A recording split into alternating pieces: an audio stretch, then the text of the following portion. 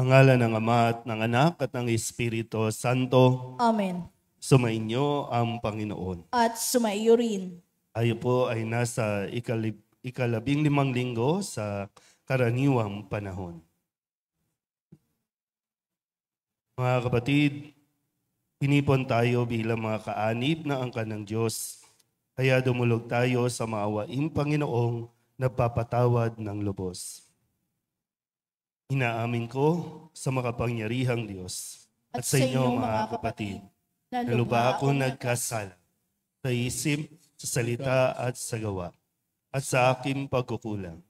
Kaya isinasamo ko sa mahal na Birhen Maria, sa lahat ng mga anghel at mga banal, at sa inyo mga kapatid, na ako'y panalangin sa Panginoong ating Diyos. Tawaan tayo ng makapangyarihang Diyos. Patawarin tayo sa ating mga kasalanan at patnubayan tayo sa buhay na walang hanggan. Amen.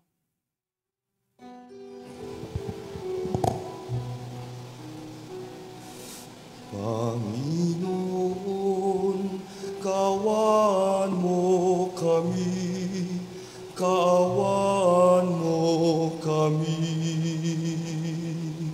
Panginoon, kaawaan mo kami, kaawaan mo kami.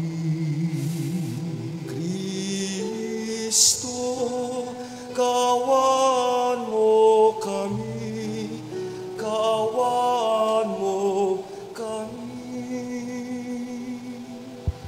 Kristo, kaawaan mo kami, kaawaan mo kami.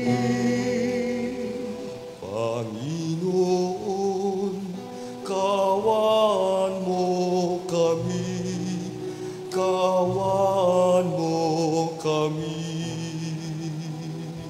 Panginoon, kaawaan mo kami, kaawaan mo kami.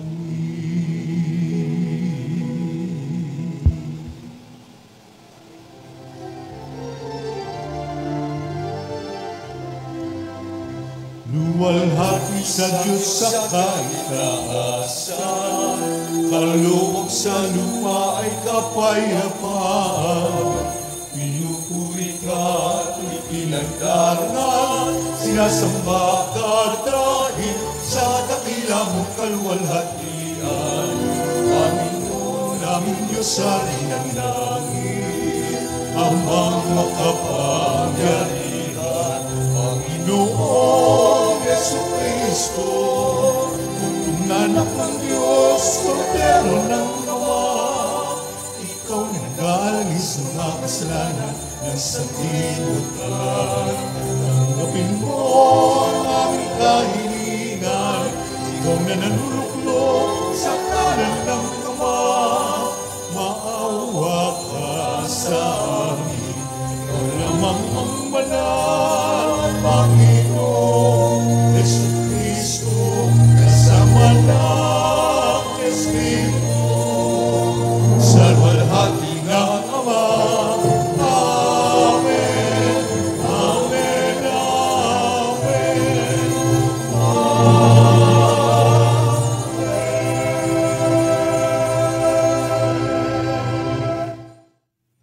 Manalangin tayo. Ama naming makapangyarihan, nililiwanagan ng iyong maaasahang ilaw ang mga naliligaw na iyong pinababalik sa daan para ikaw ay matagpuan. Ang mga kabilang sa nananalig sa iyong anak ay pagkalooban mong makapagwaksi sa tanang salungat sa ngalang Kristiyanong sa iyo'y tinanggap upang ito ay talagang mapangatawan ng ganap sa pamamagitan ni Jesucristo kasama ng Espiritu Santo magpasawalang hanggan. Amen. Umupo ang lahat. Tahimik ang buhay ni Amos bilang pastol nang bigla siyang sinugo ng Panginoon upang maging propeta. Bagamat nabulabog ang kanyang buhay, patuloy na nagtiwala si Amos sa Diyos, lalong-lalo na nang usigin siya ng saserdote. Pagbasa mula sa aklat ni Propeta Amos. Noong mga araw na iyon, hinarap ni Amasiyas ang saserdote sa Betel, si Amos. Bulaan kang propeta, magbalik ka na sa Huda.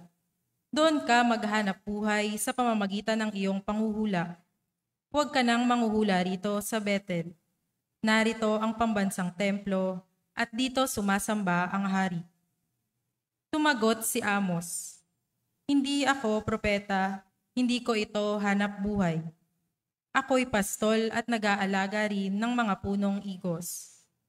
Ngunit inialis ako ng Panginoon sa gawaing iyon at inutusang magsalita para sa Kanya sa mga taga-Israel." Ang salita ng Diyos. Salamat sa Diyos. Salmong tugunan ay atin pong aawitin. Pag-ibig mo'y ipakita, iligtas kami sa dusa.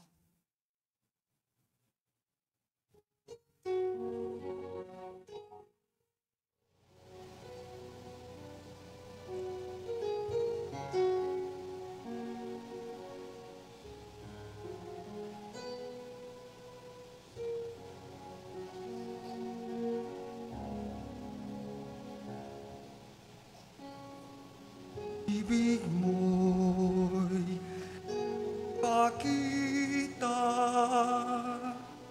iligtas kami sa dusa.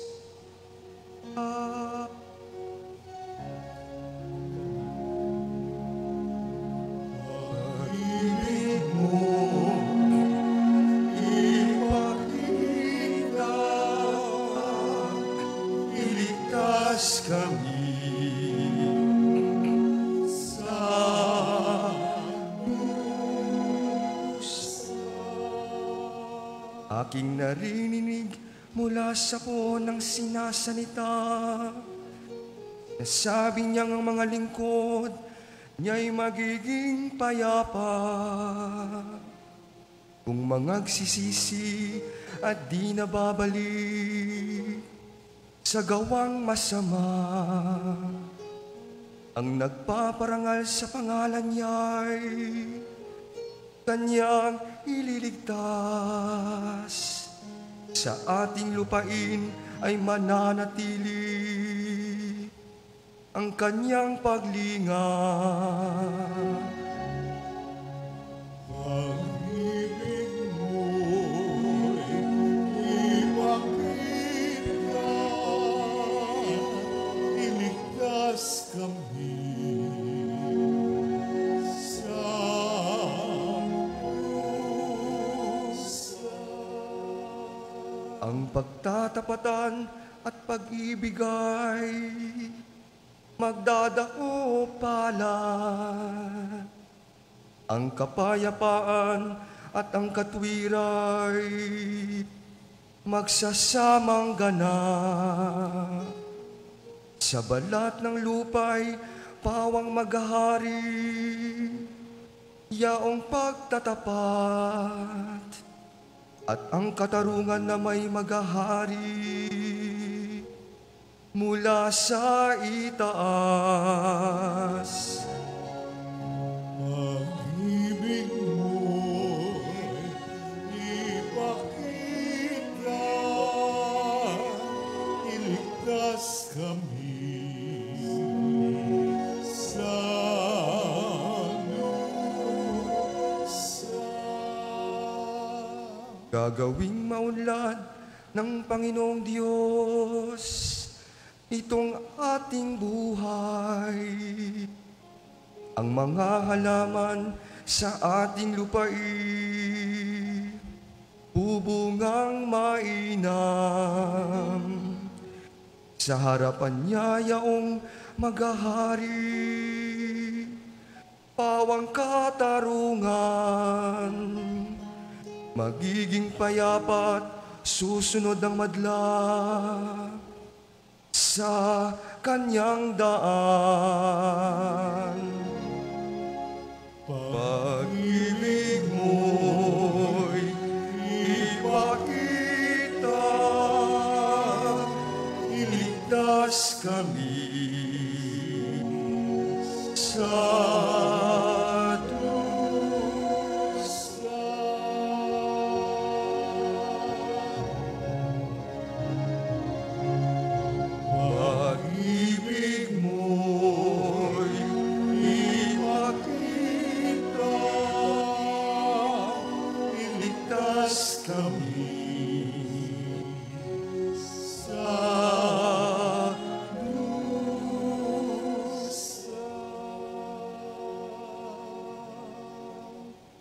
Gumawa si San Pablo ng awit pasasalamat sa Diyos sa mga biyayang ipinagkaloob nito sa kanya sa pamamagitan ni Kristo.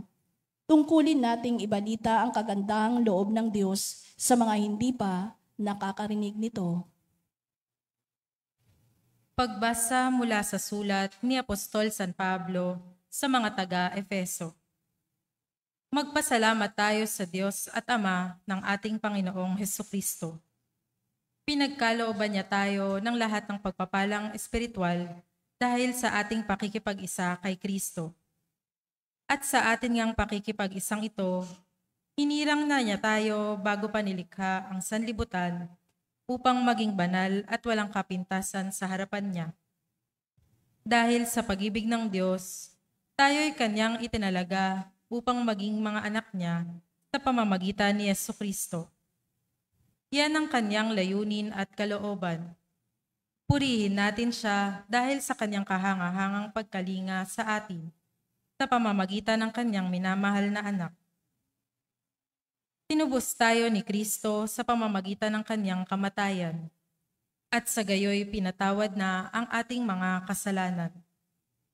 Gayon kadakila ang pag-ibig na ipinadama niya sa atin. Pinigyan niya tayo ng karunungan at kabatiran upang lubos nating maunawaan ang kanyang lihim na panukala na isa sa katuparan sa pamamagitan ni Kristo pagdating ng takdang panahon. Ang panukalang ito ay pag-isahin kay Kristo ang lahat ng nasa langit at nasa lupa. Ang salita ng Diyos. Salamat sa Diyos. Tumayo ang lahat.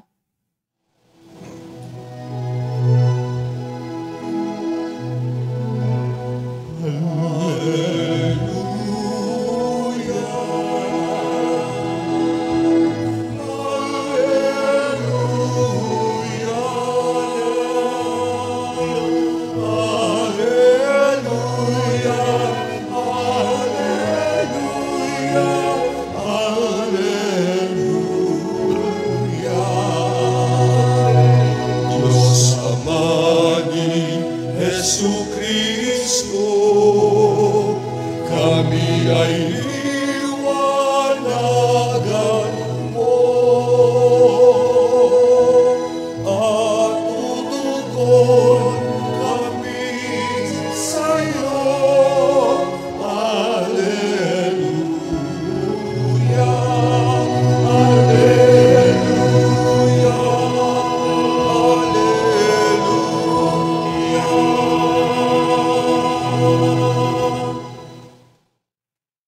Sumainyo ang Panginoon. At sumayo rin. Ang mabuting balita ng Panginoon ayon kay San Marcos. Papuri sa iyo, Panginoon. Noong panahong iyon, tinawag ni Jesus ang 12 at sinugong 12. Binigyan niya sila ng kapangyarihang magpalayas ng masasamang espiritu at pinagbilinan. Sa inyong paglalakbay, huwag kayong magdala ng anuman, maliban sa tungkod, ni pagkain, balutan, salapi sa inyong lukbutan o bihisan, ay huwag kayong magdala. Ngunit magsuot kayo ng panyapak.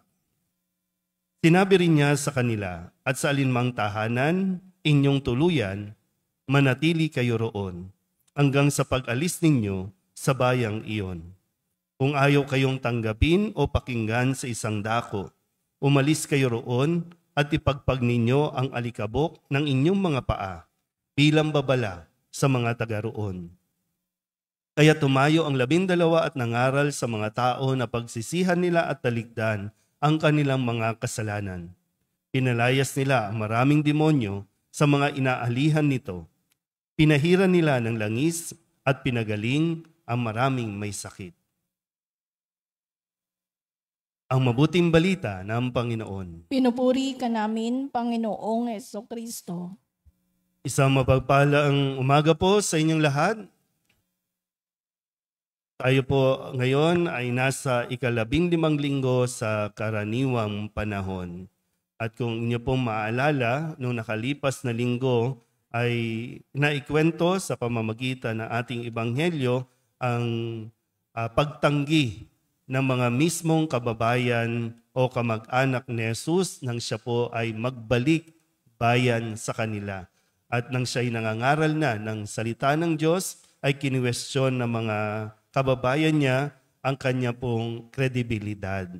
Na tinatanong saan niya nakuha ang kanyang katalinuhan, paano niya nagagawa yan? Anak lang siya ni Maria at Jose na isang karpentero.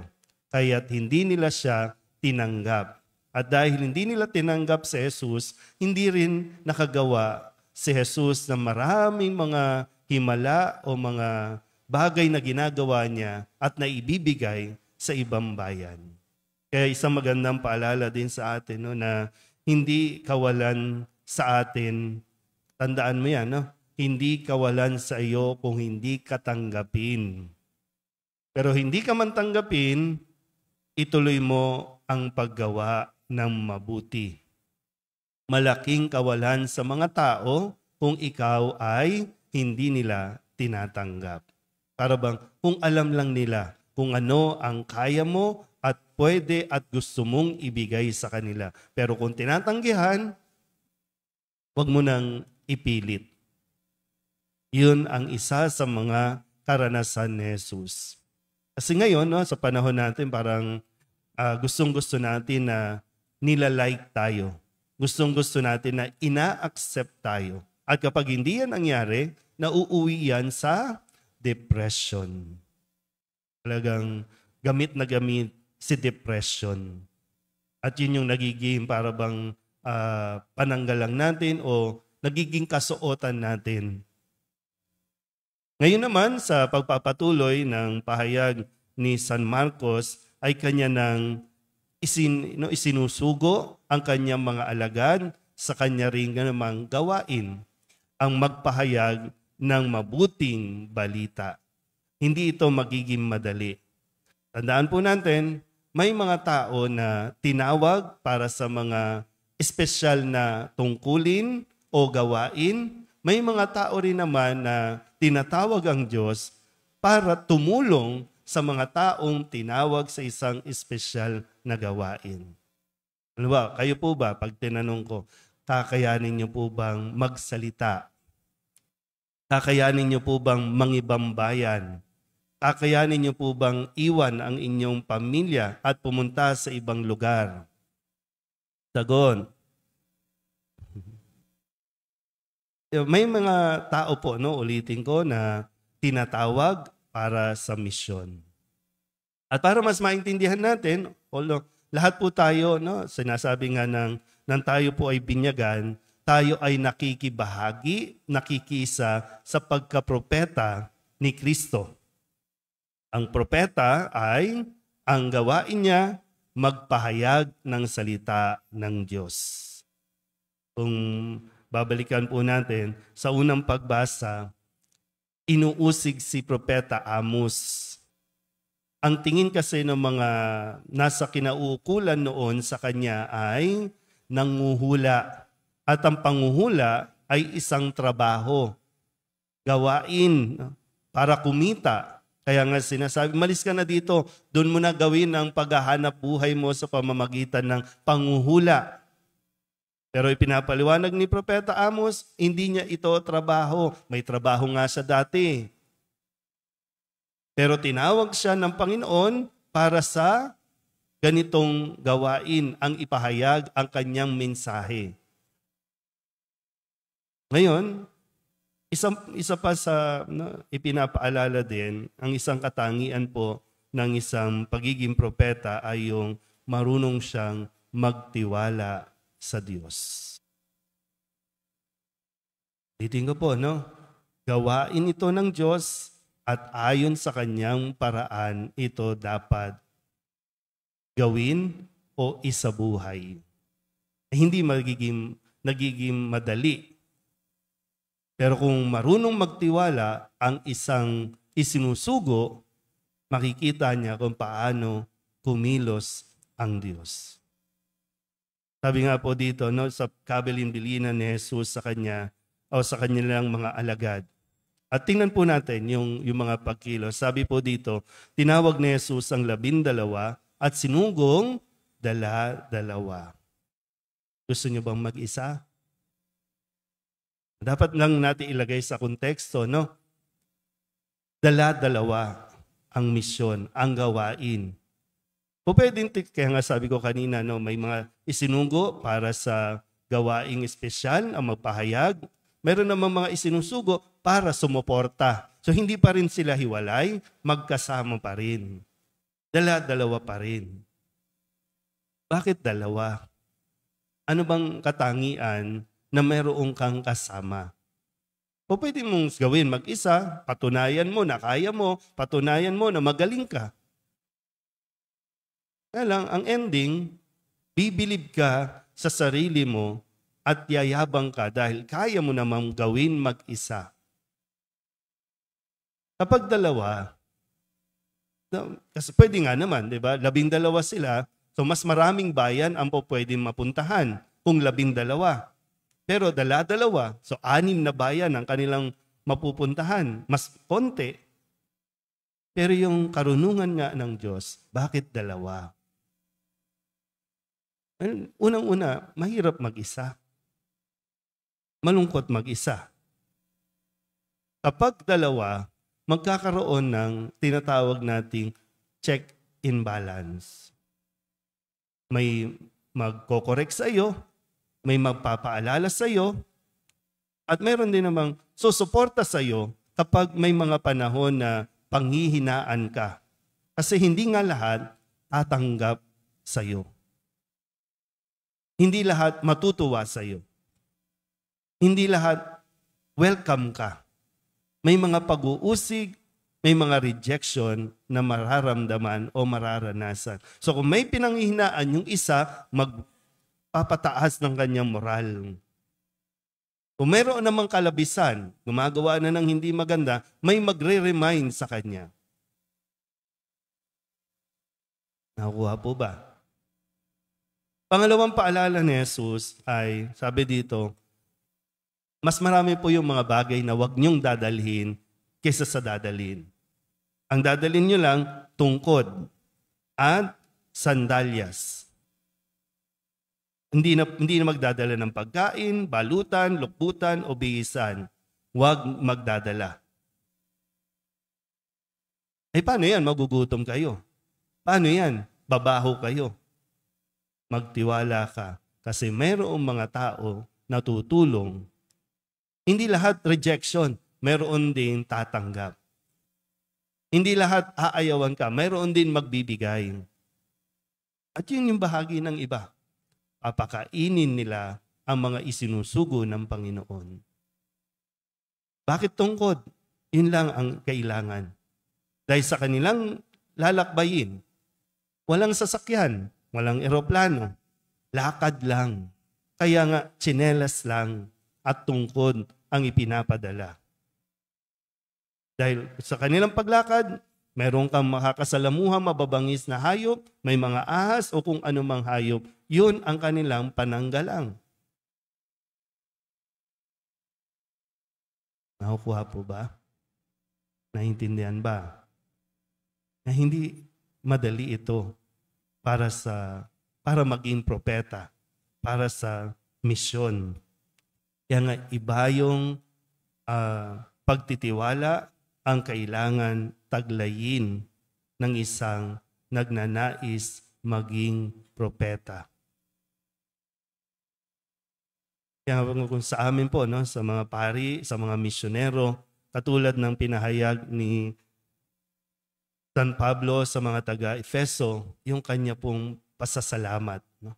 Yung pasasalamat namin na mayroon mga tao na sumusuporta may mga tao na nagbibigay. Bihira po kayong makakita ng pari na payat, no? O pwedeng dumating siya sa parokya payat, aalis siya mataba. O pwedeng dumating siya sa parokya, isa lang ang damit, aalis siya maleta. Pero kailangan natin, no, paalalahanan, lalo na ako, no, na hindi ito hanap buhay, katulad na yung pinapaalala sa unang pagbasa. At hindi ang aking salita, ang aming mga salita, ang dapat ninyong naririnig, kundi ang salita pa rin ng Panginoon. Ang Panginoon pa rin ba ang namamayani? Kasi kailangan nyo kaming paalalahanan. Baka tumataliwas na, baka naiiba na yung direksyon. Kaya alam nyo rin dapat, may bahagi kayo. O pwedeng sabihin, Father, mag-isa ka lang dyan sa solidad. Hindi eh, ang daming kasama. Andiyan ang mga ministries, organization. Kasi kung ililiteral natin, mag-isa lang ako dito. Pero yung katotohanan, hindi ako mag-isa. Marami tayo. Marami kami. Kasi kapag pumapasok, alam nyo, no? Kapag pumapasok sa isipan ng tao, ay mag-isa lang ako. Yan na. Diyan napapasok yung mga anxieties, mga depression, o mga negative thoughts, negative feelings. Kaya nakasentro na sa kanya. Sa pangangailangan niya, sa gusto niya, at hindi na nakasentro sa salita ng Diyos ang buhay namin. Kaya sana po, no, gaya ng sinabi ni San Pablo, yung pasasalamat niya, at salamat din sa inyo. Salamat sa inyong suporta, salamat sa inyong tulong. May mga gawain tayo dito para maipahayag ng mabuti ang salita ng Diyos. Hindi lang basta yung mga activities o gawain, kundi nakasentro ito sa salita ng Diyos na magdadala sa atin sa Eucharistia. Amen? Ipahayag natin ang ating pananampalataya. Sumasampalataya ako Sa Diyos, amang makapangyarihan sa lahat, na may gawa ng langit at lupa. Sumasampalataya ako kay Jesucristo, isang anak ng Diyos, Panginoon nating lahat. Nagkatawang tao siya lalang ng Espiritu Santo. Ipinanganak ni Santa Mariang Birhen. Pinagpakasakit ni Poncio Pilato. Ipinakos sa krus na matay inilibing. Nanaog sa kinaroroonan ng mga yumao. Nang may 3 araw na buhay na mag-uli. Umakyat sa langit. Naluluklok sa kanan ng Diyos amang makapangyarihan sa lahat. Doon magmumulang paririto at uhukom sa nangabubuhay at nangamatay na tao. Sumasampalataya naman ako sa Diyos Espiritu Santo, sa banal na simbahang Katolika, sa kasamahan ng mga banal, sa kapatawaran ng mga kasalanan, sa pagkabuhay na muli ng nangamatay na tao, at sa buhay na walang hanggan. Amen. Manalangin tayo sa Diyos Ama ng may buong pagtitiwala upang maging ganap ang ating pananampalataya. May sa buhay natin ito at maibahagi sa kapwa. Buong puso nating itugon, Panginoon, dinggin mo kami. Panginoon, dinggin mo kami. Bigyan mo nawa ng lakas ng loob at pangangatawa ng Santo Papa, mga obispo, mga pari at mga diakono, upang masigasig nilang maipalaganap ang iyong mabuting balita sa mundo. Manalangin tayo. Panginoon, dinggin mo kami. Gabayan mo nawa ang mga namumuno sa pamahalaan upang maglingkod sila ng buong katapatan at walang hinihintay na kapalit. Manalangin tayo. Panginoon, dinggin mo kami. Ipakita mo, Panginoon, ang pag-asa sa mga may sakit at kapansanan, mga matatanda, mga nalulumbay at mga nahihirapan, nang sa gayoy magpatuloy sila sa iyong pagmamahal. Manalangin tayo. Panginoon, dinggin mo kami. Samahan mo sa kanilang huling paglalakbay sa lupa ang mga kapatid naming nasa bingit ng kamatayan. Ipakita mo rin ang liwanag ng buhay na walang hanggan sa mga minamahal naming yumao. Manalangin tayo. Panginoon, dinggin mo kami. Idulog din natin sa Panginoon ang Santo, ating mga personal na Santo, kahilingan at Santo. mga panalangin para sa ating mga Panginoong Diyos ng pamilya. mga hukbo, Kasama din ang mga kahilingan ng mga napupuno ang nanonood sa langit online. at lupa Lahat ng ng mga misang kadakilaan pasasalamat, mo. natatanging Hosana kahilingan sa para sa kaitaasan. agarang paggaling ng mga may sakit, Pinagpala ang espesyal na naparirito intensyon at ang sa lahat ng ngalan mga ng kaluluwa Panginoon. na inihiling na Hosana ipagdasal sa sa misang ito. kaitaasan. Ang lahat ng ito inihiling namin sa ngalan ni Kristo, ang aming Panginoon. Amen. Umupo ang lahat.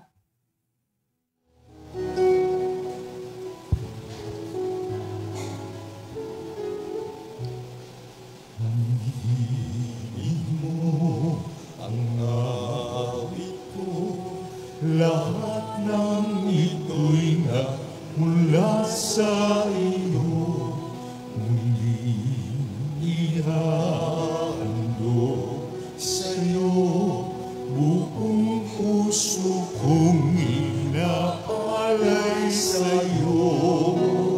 O Diyos, O Panginoon, lahat ay biyaya, aming inampon, aming buhay at kakayahan. Ito'y para lamang sa iyong kalwalhatian. Ang tanging ninanais ko ay matamo lamang ang pag-ibig mo. Lahat ay iwanan ko, wala nang kailangan, sapat na ito. O Diyos, O Panginoon, lahat ay biyaya, aming inampon, aming buhay at kakayahan. Ito'y para lamang sa iyo, kalwalhatian.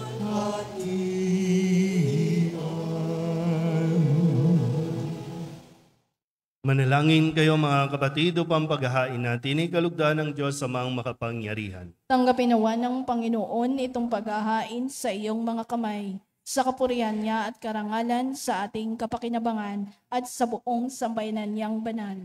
Ama naming lumikha, tunghayan mo ang mga alay ng iyong sumasamong sambayanan at tanggapin mo ang mga ito para madagdagan ang iyong kabanalan sa mga nananalig na tunay sa pamamagitan ni Jesucristo kasama ng Espiritu Santo magpasawalang hanggan. Amen. Tumainyo ang Panginoon. At sumayo rin. Itaas sa Diyos ang inyong puso at diwa. Itinaas na namin sa Panginoon. Pasalamatan natin ang Panginoong ating Diyos. Marapat na siya ay pasalamatan. Ama naming makapangyarihan, tunay nga marapat na ikaw ay aming pasalamatan sa pamamagitan ni Jesucristo na aming Panginoon.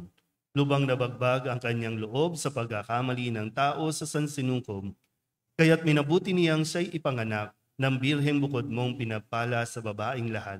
Sa labi ng imbing kamatayan, kami ay inagaw ng namatay mong anak. Sa pagkabuhay niya, kami kanyang binuhay, upang kaugnayan namin sa iyo'y huwag magwakas. Kaya kaysa ng mga Ama anghel namin, nagsisiawid ng sumasalangit papuri ka. sa iyo, Sambahin nang walang ang humpay ngalan sa mo. kalangitan, kami Mapasa amin nagbubuni ang kaharian. sa iyong kadakilaan. Sundin ang loob mo dito sa lupa para nan sa langit. Bigyan mo kami ngayon ng aming kakanin sa araw-araw. Diyos At patawarin mo kami sa aming mga sala. Para ng pagkakatawad namin sa nagkakasala sa amin. At huwag mo kami kapaitan sa puso. At ianyang pagsunod sa lahat. Asan pinapalang narito sa ngalan ng Panginoon. Hosana, Hosana, sa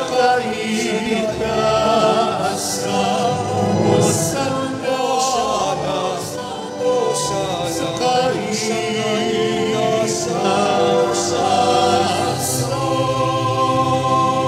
kaitaasan. Ama naming banal, ikaw ang bukal ng tanang kabanalan. Kaya't sa pamamagitan ng iyong Espiritu, gawin mong banal ang kaloob na ito upang para sa amin maging katawan at dugo ng aming Panginoong Heso Kristo.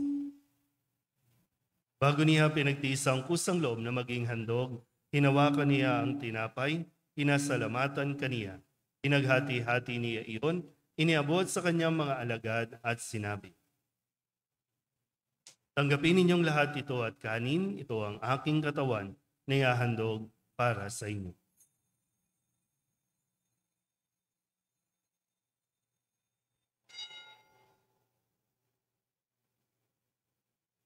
Hindi naman nang matapos ang hapunan, hinawakan niya ang kalis, muli kaniyang pinasalamatan. Iniabot niya ang kalis sa kanyang mga alagad at sinabi, "Tanggapin ninyong lahat ito at inumin. Ito ang kalis ng aking dugo, ng bago at walang hanggang tipan. Ang aking dugo na ibubuhos para sa inyo at para sa lahat sa kapagpapatawad ng mga kasalanan. Gawin ninyo ito sa pag-alaala sa akin."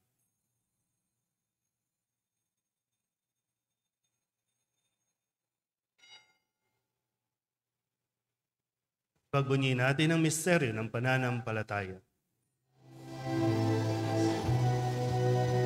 Sa krus mo at pagkabuhay, kami natubos mong tunay. Poong Jesus na kaming mahal, iligtas mo kami. Poong Jesus na kaming mahal, ngayon at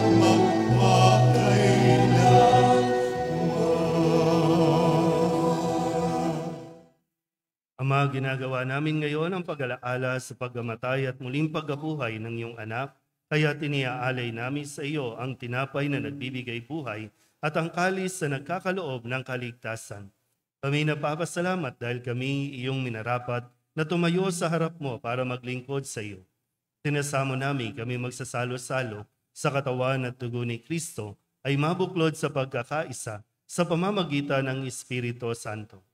Ama, lingapin mo ang iyong simbahang laganap sa buong daigdig. Puspusin mo kami sa pag-ibig kay San Francisco na aming Papa at ni Jose na aming Obispo at ng Tanang Kaparian. Alalahanin mo rin ang mga kapatid naming nahimlay na may pag-asang sila'y muling mabubuhay, gayon din ang lahat ng mga pumanaw. Awaan mo sila at patuloyin sa iyong kaliwanagan. Awaan mo at pagintapatin kaming lahat na makasalo sa iyong buhay na walang wakas. Kaysa ng mahal na Birhen Maria na ina ng Diyos, ng kabiyak ng puso niyang si San Jose, kaysa ng mga apostol at ng lahat ng mga banal na namuhay dito sa daigdig ng kalugod-lugod sa iyo, may pagdiwang nawa namin ng papupuri sa ikararangal mo sa pamamagitan ng iyong anak na aming Panginoong Hesu Kristo. Sa pamamagitan ni Kristo, kasama niya at sa Kanya, ang lahat ng parangal at papuri ay sa iyo, Diyos Amang makapangyarihan, kasama ng Espiritu Santo, magpasawalang hanggan. Amen.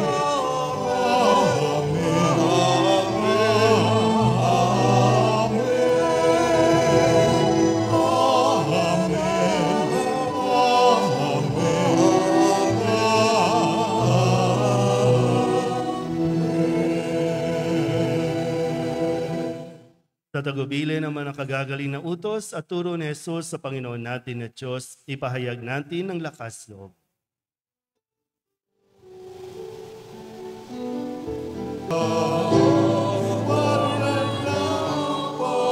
Papatawad namin sa nagkakasala sa amin at huwag mo kami pahintulot sa tukso at ianya mo kami sa lahat ng masama. Hinihiling namin kami iadya sa lahat ng masama, pagkalooban ng kapayapaan araw-araw, iligtas sa kasalanan at ilayo sa lahat ng kapahamakan, samantalang aming pinananabikan ang dakilang araw ng pagpapahayag ng tagapagligtas naming si Jesu Kristo. Sa wakas sa'yo kaharian, kapangyarihan at kapurihan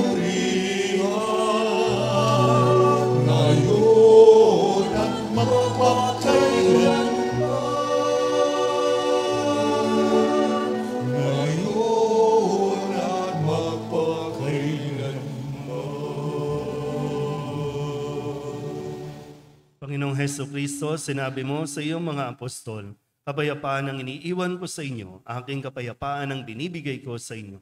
Tunghayan mo ang aming pananampalataya at huwag ang aming mga pagkakasala. Pagalooban mo kami ng kapayapaan at pagkakaisa ayon sa iyong kalooban kasama ng Espiritu Santo magpasawalang hanggan. Amen. Ang kapayapaan ng Panginoon ay laging sumainyo. At sumaiyo rin. Magbigayan po tayo ng kapayapaan sa isa't isa.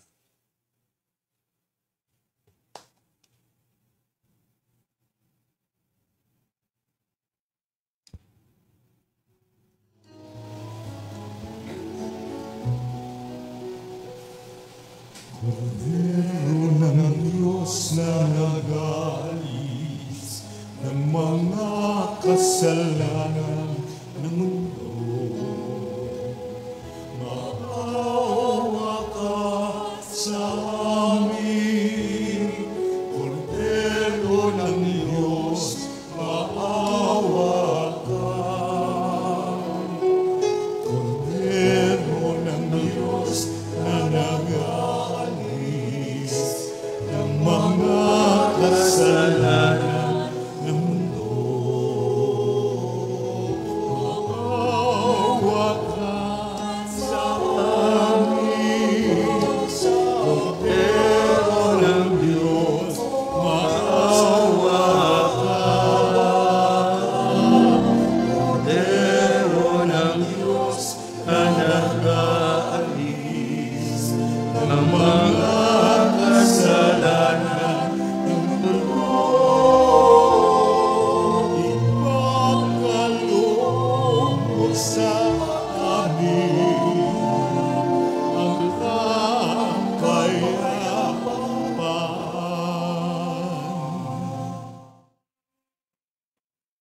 Ito ang kordero ng Diyos. Ito ang nag-aalis ng kasalanan ng sanlibutan. Mapalad ang mga inaanyayahan sa kanyang piging. Panginoon, hindi ako karapat-dapat na magpatuloy sa iyo. Ngunit sa isang salita mo lamang ay gagaling na ako. Katawan ni Kristo, Amen.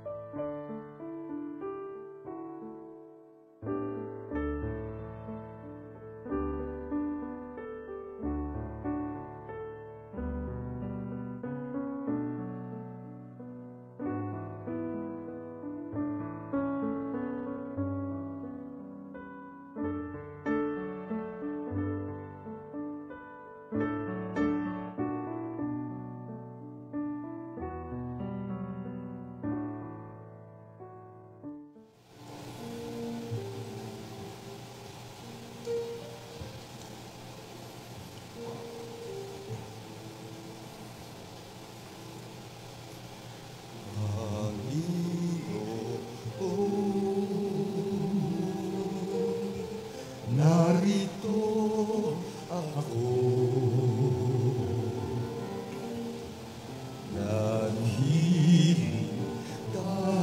naghihintay sa utos mo.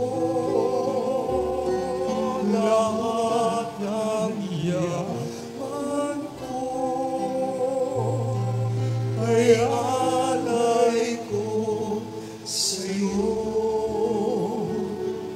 Ikaw ang tanging buhay ko.